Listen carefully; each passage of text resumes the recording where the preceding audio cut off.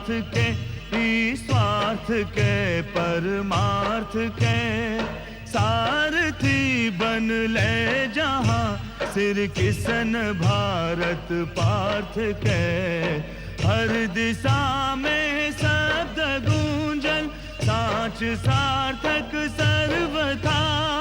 हर दिशा में शब्द गूंजन।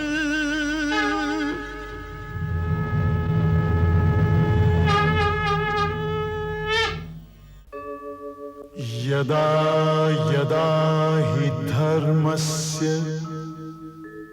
ग्लानिर्भवति भारत,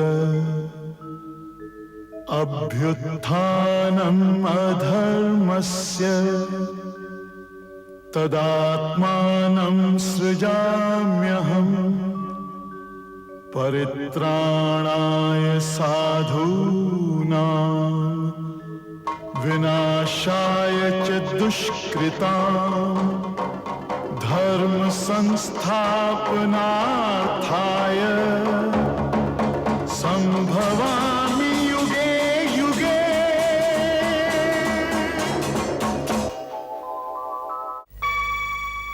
कुरुक्षेत्र के रणभूमि अब ही दूर है, बाकी तैयारी शुरू हो चुकल बा।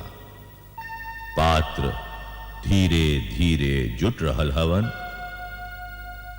बाकी यह कथा का हर पात्र का लगे ओकर आपन दर्द, आपन कहानी और आपन सपना बा। एक और गंधार कुमार शकुनी बाड़न, जे गंधार छोड़ के हस्तिनापुर में टिकल बाड़न और आपन शोर फैला रहल हवन। एक और भीष्म हवन, जे हस्तिनापुर राज सिंहासन का प्रति आपन निष्ठा का शपथ से बन्हाइल हवन। एक और गांधारी बाड़ी, जे अपना नीमन आंख पर पट्टी बांध ले है। यदि गांधारी की आंख खुलल रहित तो शायद वो धृतराष्ट्र के मार्गदर्शन करा पाती। बाकी अपना पति खातिर उनका निष्ठा अदायित्व के बोझा उनका आदेश दे देले रहे कि आंख बंद करके जिया। ताऊ आंख बंद कैले जियत जा रहली है। रह गली कुंती। ताऊ अलगा अलगा निष्ठा का जंगल में अकेल बाड़ी और आशा निराशा का दुराह पर ठाड़ डूबत निकसत सूरज के देख रहल है। स्वयं द्रोणाचार्य का लगे एगो उनकर आपन दर्द बा। वो अपना मन पर अपमान के एगो घाव और कान्हा पर मिताई के लाश उठौले शमशान खोजत फिरत हवन। बाकी आज जौना मूल पई कहानी बा, उहुआ से अब ही लेता कुरुक्षेत्र लौकत नहीं खे। अब हैं तक कौरव आ पांडव दोनों शस्त्र पूजा करी हैं। दोनों संगे संगे एक ही श्लोक पढ़िए और इस संगे संगे द्रोणाचार्य से शस्त्र विद्या ली हैं। अभी के बात न कौरव कुमारन के मालूम बा न पांडव कुमारन के पेंच खुल गई और डोरा तब अझुराते जाई। उनका यहो पता नहीं खे कि उनका मन के रास्ता यही शस्त्र पूजा से अलगा होके वाला बा और फिर ये अलगाइल रास्ता कुरुक्षेत्र का रणभूमि में मिली। बाकी हम हूं अब ही रणभूमि के बात काहे करी। गुरुकुल चल के शस्त्र पूजा में भाग काहे न ली।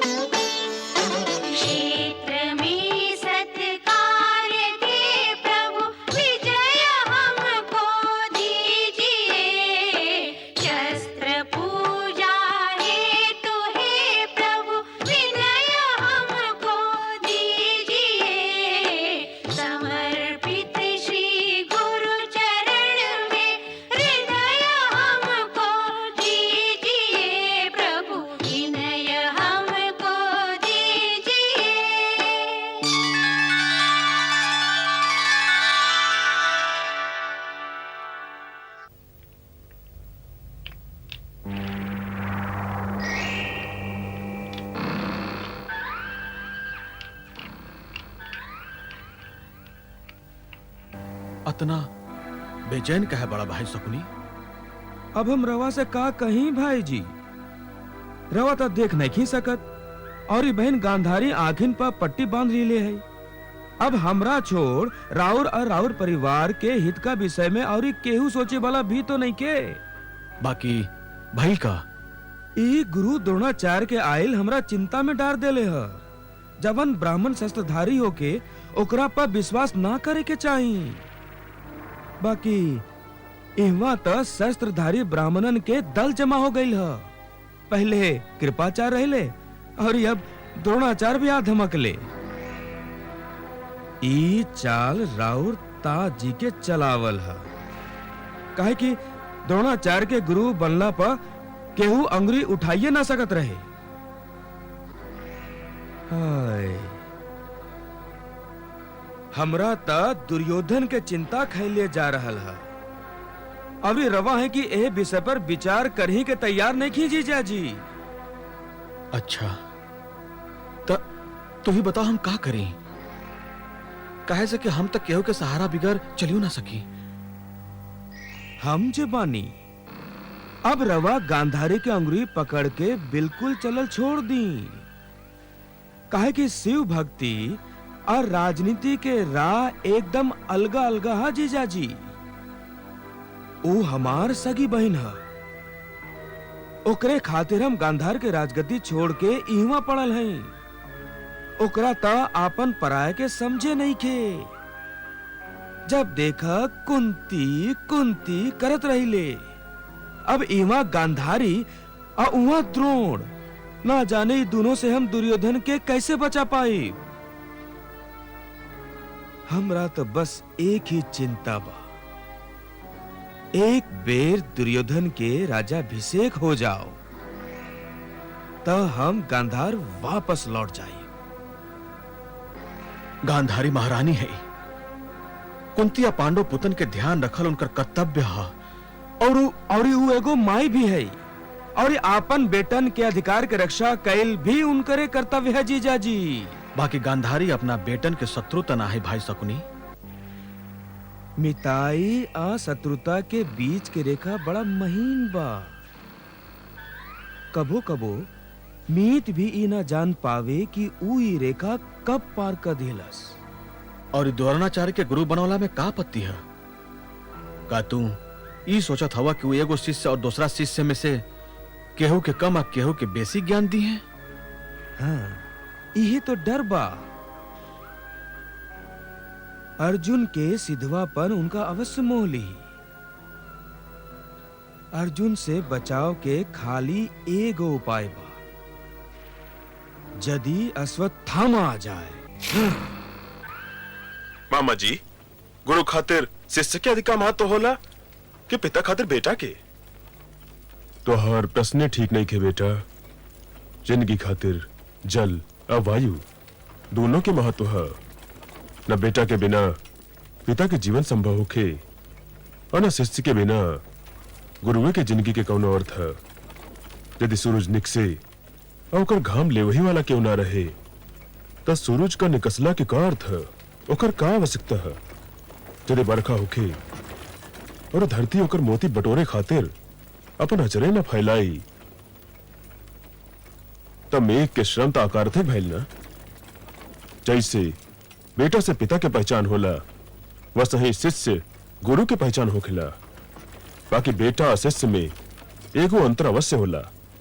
बेटा पिता के ही ना होखे, बेटा माता के भी होला। ओकर प्रेम, ओकर निष्ठा माई और बाप दोनों का बीच में बाटल रहेला। बाकी शिष्य खाली गुरु के होखेला। बाकी तू ई प्रश्न काहे कैले? हमरा ई निर्णय लेवे के बा मामा जी कि हम शिष्य बनी या बेटा। ज्ञान केहू के बपौती भाग कर्जा न हो बेटा कि पिता से बेटा का ओरी चल जाए। ज्ञान तो लेवे पड़ेला और जे ले लेबे ए पर ओकरे अधिकार होला। तब तो हम पिताजी के शिष्य बनब। यथास्थान, शरीर सीधा, आंख लक्ष्य पर। आदान।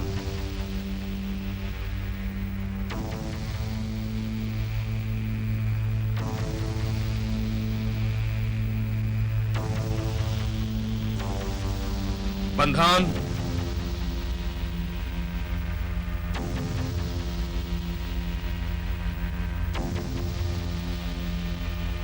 संधान।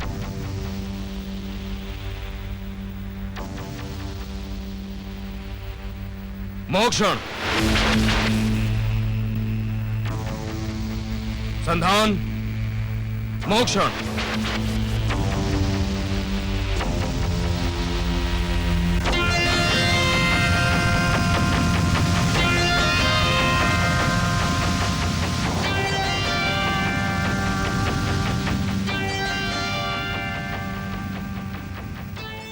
ये बांध के कर।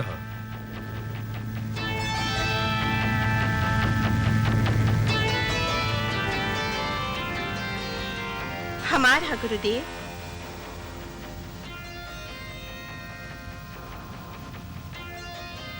क्षत्रिय धर्म की परिभाषा कहाँ है बेटा? अन्याय और ये अत्याचार से पीड़ित दीन दुखी के गुहार सुनते ही शस्त्र उठावल शास्त्र धर्म है गुरुदेव। राजपुत्र के धर्म कहाँ? अपना प्राण से प्रजा के अधिकार के मूल्य चुकावल आ ओकर रक्षा कईल राजपुत्र के धर्म है गुरुदेव। और ये तोहार पहचान कहाँ अर्जुन? हमार खाली एक ही पहचान है गुरुदेव कि हम राउर शिष्य हैं। आओ बेटा।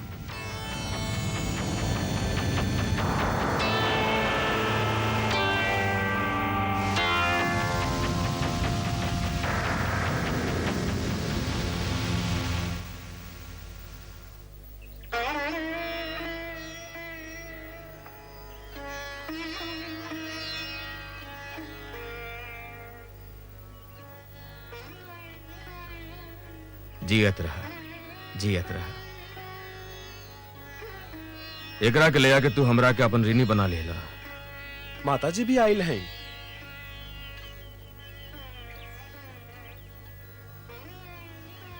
अब ही कृपी से मिले के समय नहीं खेल कृपा चाह रही है। हमरा छाती में गोव्यांग के त्रिशूल गड़ाइल हा। हम ओ गांव के भर गेला के बादे कृपी के सोझा आईब।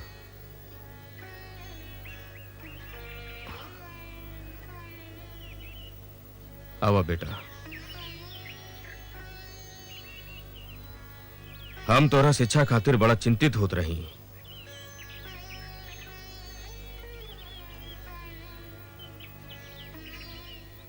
ये युवक के है? आचार्य ओकरा के अपना बाही में ऐसे ले ले हवन जैसे पिताजी तोरा के लेवेलन। हो ना हो ये आचार्य के बेटा हा। तब तो ओकरा संगे मिताई करही के चाहिए। तोरा कुछ तो पता होई कृपी। आचार्य अश्वत्थामा से ई काहे कहले कि अभी तोहरा से मिले के समय नहीं आइल, और फिर वो हमरा से कहले कि हमरा छाती में व्यंग के त्रिशूल गड़ल है। बोला कृपी, उनका छाती में व्यंग के त्रिशूल भोकलस की और द्रोण जैसन धनुकधारी ई घाव खैला के बाद लौट कैसे अइले? यदि हम जनती भैया तो रवा से लुकाईते काहे? सोचा कृपी, कहे कि कौनो सूरबीर वह कौनो सिंह के घवाहिल रहल ठीक ना है। अश्वत्थामा तोहर एक ही एक बेटा है। हम नहीं की चाहत कि वो अपना बेटा के घाव के उत्तराधिकारी बने। ए खातिर सोचा ये याद कर, कहे कि कौनो साधारण बाण द्रोणाचार्य के व्यक्तित्व के कवच न तोड़ सके। उनकरा दर्द के सब रहस्य तो हम नहीं की जानत, बाकी अतना जानत है कि गुरुकुल में राजकुमार ध्रुपद से उनकर बड़ा मिताई रहे। शिक्षा समाप्ति का बाद जब विदा लेवे वो अइले तो बड़ा प्रेम से कहले, हमरा के अपने समझिया, भुला मत जइहा। हमरा लगे आज जवन कुछ है वो तोहरे है, और ये काल जवन होई वो तोहरे होई।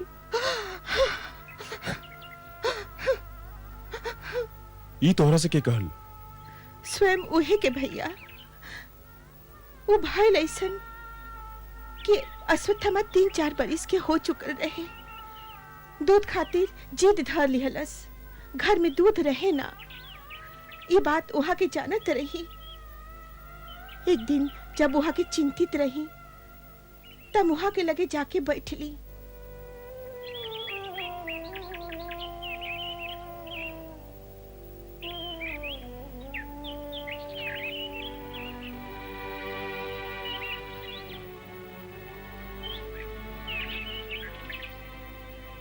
का सोचे थई?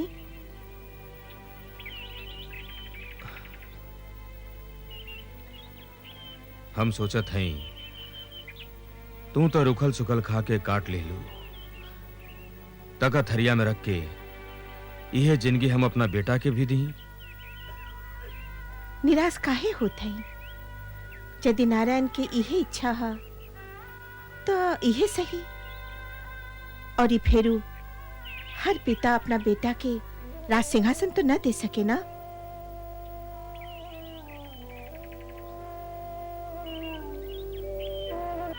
ओह दी राजा ध्रुपद के वचन के बाद वहां का हमरा बतौली।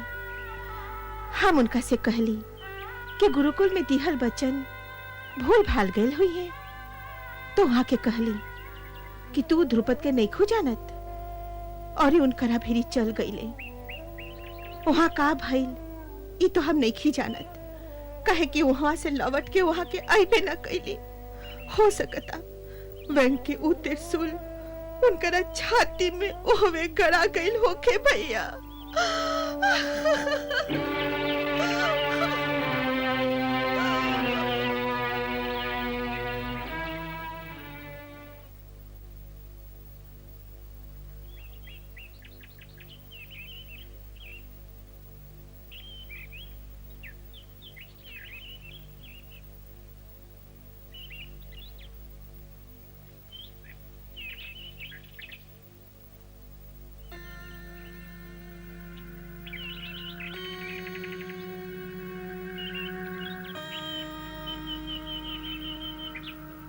आचार्य जी के सेवा में अधीरथ के प्रणाम।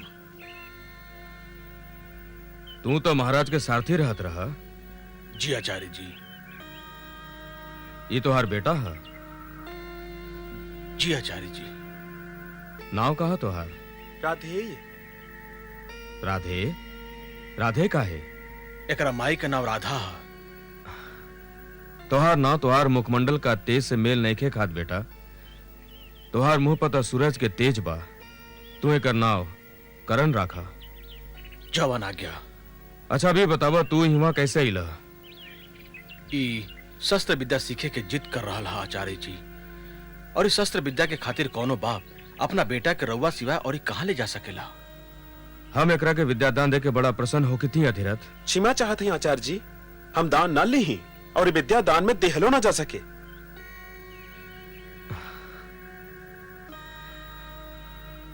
जियत रहा। बाकी ए गुरुकुल में राजपुत्र आ क्षत्रिय के अलावे केहू औरी के शिक्षा ना दिहल जा सके, और ये तोहार बेटा कर्ण ये दोनों कसौटी पर खड़ा ना हो सके। अधीरथ एकरा खातिर तोहरा दोसर गुरु खोजे हुई।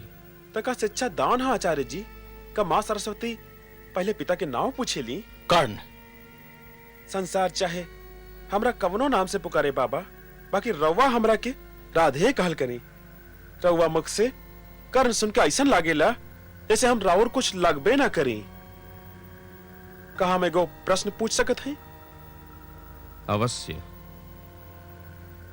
ये जुवक के है? ये हमारा बेटा है अश्वत्थामा। अर्थात ना तो ये राजपुत्र है और ना क्षत्रिय है। प्रणाम आचार्य जी।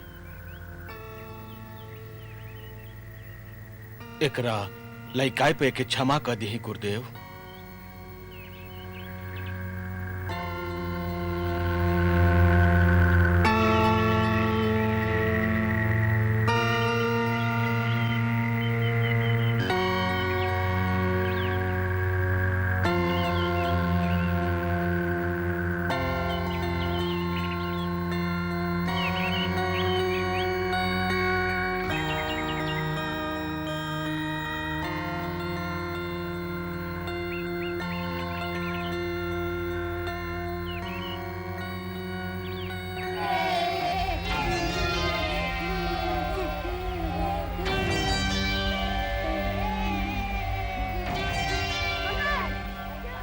ये चक्रवी हो बेटा। एकरा में ढुकलो कठिन है, आ एमे से निकसल त और बेसी कठिन है। का हम रवा लगे बैठ जाए गुरुदेव? का खेले में तोरा आनंद ना मिले बेटा? जब गुरु शिक्षा देत होखस तो वो खेले के समय ना हो सके गुरुदेव। लागता तू हमरा लगे कुछ हो ना छोड़बा अर्जुन।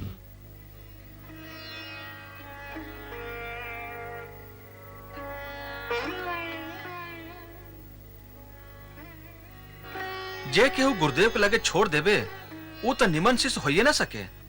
काहे कि जब गुरुदेव के लगे कुछ ना रह जाए तबे तो गुरुदक्षिणा मांगे ले। एकरा के बाद में केहू ना हरा सके गुरुदेव। एकरा में हार जीत कैसन सुदामा? गुरु और शिष्य का बीच में ना कबो जुआ चलेला ना युद्ध। हर गुरु का लगे कुछ ना कुछ देवे खातिर अवश्य होला। बाकी कबो कबो ओह गुरु का लगे सौभाग्य से एगो ऐसन शिष्य आ जाला जकरा कुछ लेवे की आवश्यकता ना रहे। उ त खाली ओह गुरु के मान बढ़ावे खातिर चलावेला। अब हमनी चले चाही ना तो कृष्ण का देरी से घरे पहुंचला का कारण तू लोग के गुरु माता के डांट खाए पड़ी। हर काम लेखा भोजन के भी एगो समय होला। हाँ किशन, समय तो ही भोजने के है। चल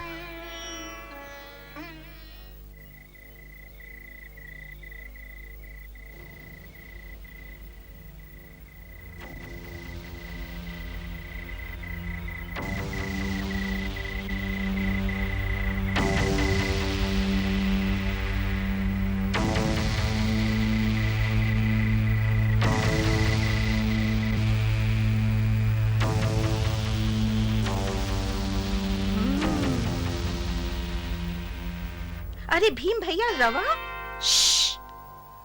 चुप, ना तो केहू औरी आ जाई।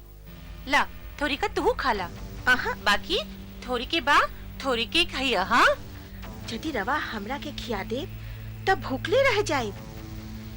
बाकी रवा हमरा के ई बताई, अनहारा में कवर रवा मुंह ले कैसे पहुँचल? हाथों का लगे आँख खोले अर्जुन। मुंह तो अपना जगह पे बाना, फिर वो हाथ काहे चुकी? अभ्यास अर्जुन, अभ्यास। अभ्यास? लइकाई के बाद भुला जा द्रोण। लइकाई ना समझ होला। आज तू हूं लइकाई के कुल सीमा पार कर चुकल हवा और हम भी। का तोरा समझ में सामाजिक जीवन के एगो छोट रहस्य भी ना आयल कि मिताई तो बराबरी वालन में होला। मिताई के अधिकार जतवले बिगर तू कुछ वो मांगला। तू एगो ब्राह्मण हवा। हम तोहरा के निराश ना करब। लइकाई के बाद भुला जा, भुला जा।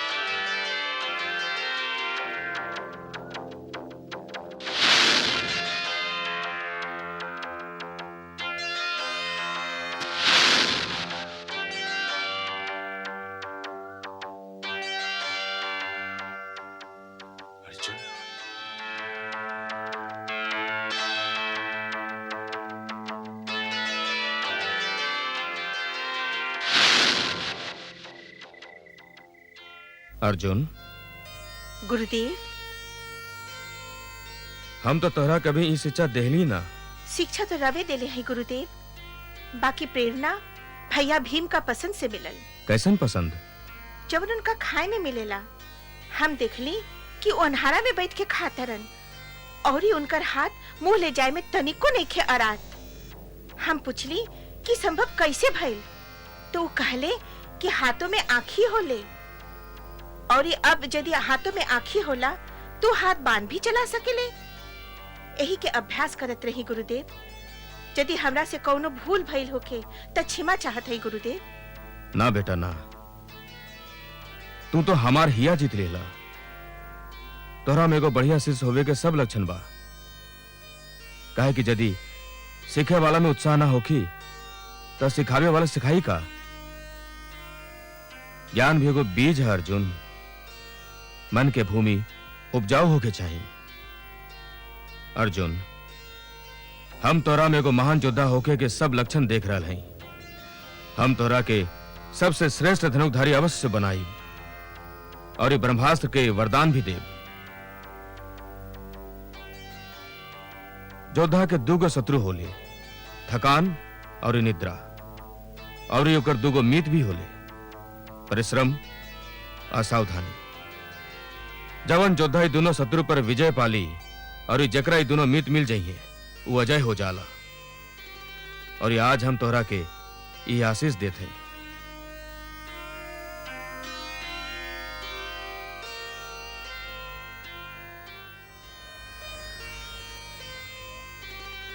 गंगा में स्नान करके सूर्यदेव से नया शक्ति के वरदान मांगत हैं।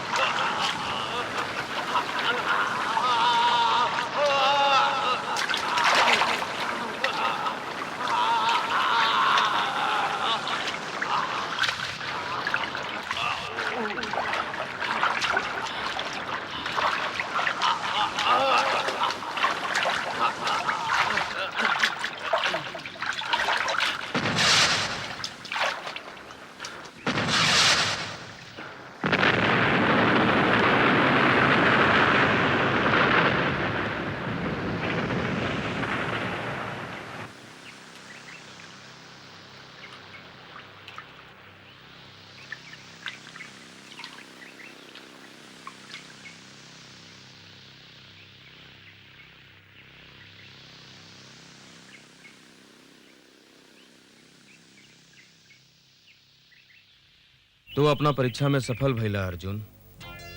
परीक्षा गुरुदेव? अचरज के बात ना बेटा, ये घरियार ना रहे, खाली एगो जंत्र रहे।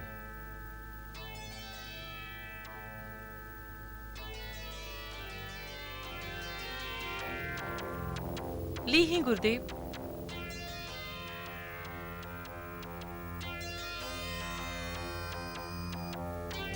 गुरुदेव हमनी सहायता लेवे गइल रही।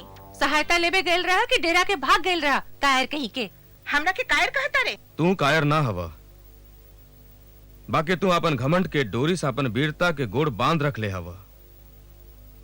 वीर और राजपुत्रन के अहंकार शोभा ना देला, काहे कि अहंकार दुर्बलता के चिन्हानी है। पहले अपन अहंकार पर विजय पावे के जतन करे राजकुमार दुर्योधन। नरम होके के सीखा, काहे कि नरमाई उन्नति के मार्ग है।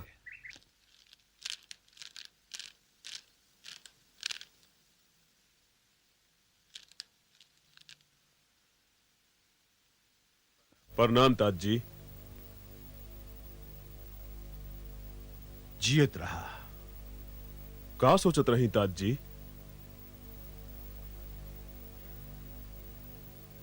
जब मन भटके लागेला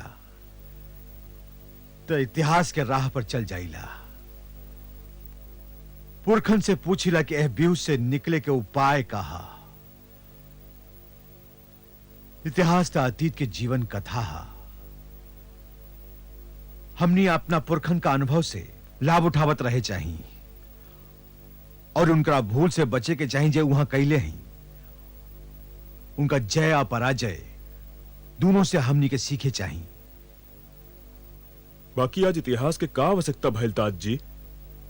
जे हम देख रहे विदुर, वो तू भी देखत हवा। हम तो वचनबद्ध हैं, बाकी तू? ई दासी पूत अपन अधिकार बड़ा नीक से जाने लता जी। बाकी जवना दिन हमारा बोले के बेरा आई, हम अवश्य बोलब, अवश्य। का तोरा लगे शकुनी के काटे के कौनो मंत्र हा? ना तात जी, बाकी एगो उपाय हो। कहा? उपाय यह तात जी कि ओकरा काटे ही ना दियल जाए। हमरा अवस्था से आंख मुनव्वल खेले ना आवे विदुर के हम कतहूं लुका के ठाड़ हो जाई। हम शकुनी का हिया में लागल आग के कारण जानत हई। तब तक रउआ ठाड़ होकर चुपचाप इधर से देख नहीं खी सकत तात जी, नहीं खी देख सकत। रउआ एह कुरुवंश में सबसे बढ़ हई। रउआ युधिष्ठिर के जुवराज नेमुआ की खेल बंद करवा दी ही, बंद करवा दी ही। उनका रसायन होके के राह मत देखी तात जी, मत देखी। यदि हम धृतराष्ट्र से ई कहीं तो हम इहो जानत हई कि ऊ का कही है। शकुनी योग्यता के प्रश्न उठाई हैं और योग्यता सिद्ध करे खातिर कुमारन के स्यान होकल आवश्यक है। अब फेरो ई भी है कि खाली जुबराज निमले ए समस्या के समाधान ना हो सकी। ये बात हमरा से अधिका और ये के जान सकेला। हमरा पिता खातिर हमरा मोह के परिणाम सामने हा। यही कारण हम हस्तिनापुर का आंख में आंख डाल के देखियो नहीं खींच सकत। तो का अब रउआ ई सोचत हई कि रउआ वो भीषण प्रतिज्ञा ना लेबे के चाहत रहे? ना, ऐसा तो हम कबो सोच भी ना सकी, कबो ना। यदि हमरा 100 बेर जन्म लेवे पड़े और 100 बेर हमरा सोचे ये समस्या आवे तो हर बेर हम यह प्रतिज्ञा लेब। बाकी हम जैसन कहत रही तोरा से अब के कहत रही ना, हमरा अपन इतिहास से सीखे चाहिए।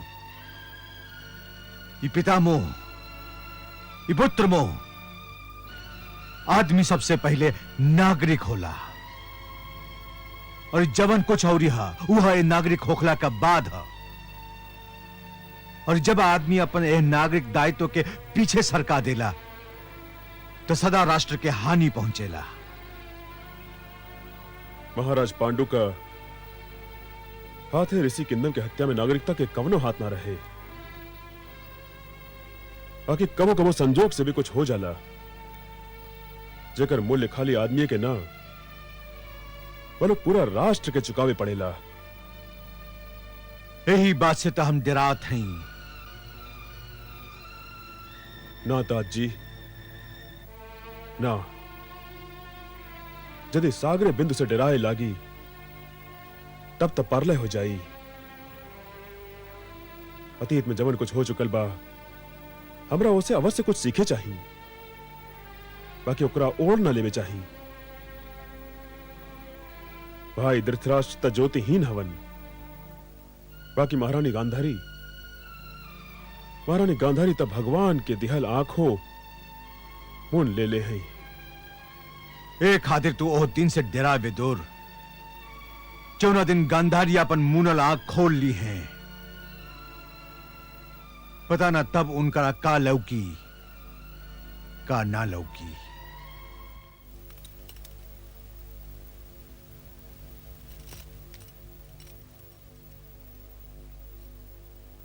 अरे गांधारी कहवा से आ रहल हो हमार दुलारी बहन। प्रणाम भैया, कुंती का लगे चल गई रही। तू हस्तिनापुर के महारानी हो, तोहरा केहू के लगे जाए के का आवश्यकता है। यदि केहू से मिले के मन करे तो ओकरा एहवा बुलवा सकेलू। कुंती के गिनती केहू में त ना हो सके भैया, ऊ तो आपन है। हम कब कहली कि अपन ना हा, बाकी हा तो ऊ छोट नू। तू पांडु के जेठ भाई धृतराष्ट्र के पत्नी हो और यू धृतराष्ट्र के अनुज पांडु के विधवा। विधवा भैला में ओकर तक कौनो दोष नहीं खे। गांधारी गांधारी का जाने तू कब समझबू। तुहार आंख तब खुली जब ऊ कुंती पु तुहार ई राज हड़प ली है। गांधारी जब कुकुर भौंके लागे तो सावधान हो जाए चाहे हमार बहन। हम कुंती और कुंती पूतन के बुरा न चेत सके। तू मूर्ख हो भैया। रवा कुछ दिन खातिर गंधार काय नहीं खे हो आवत। कबो ना, जब तक हम ई ना देख ली कि तोहार जेठ बेटा दुर्योधन के कुल अधिकार सुरक्षित बा, हम हस्तिनापुर छोड़ के कहीं ना जाए। हाँ।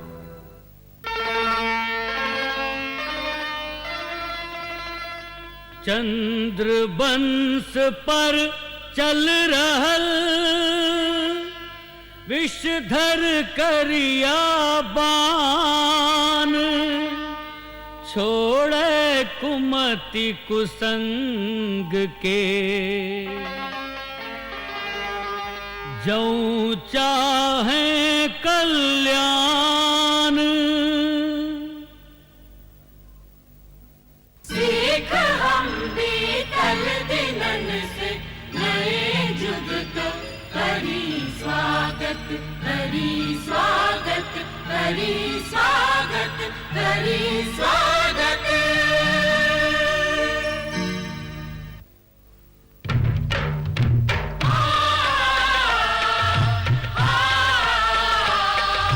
भारत कहो कहानी सदियन से भी पुरानी, हो ई ज्ञान गंगा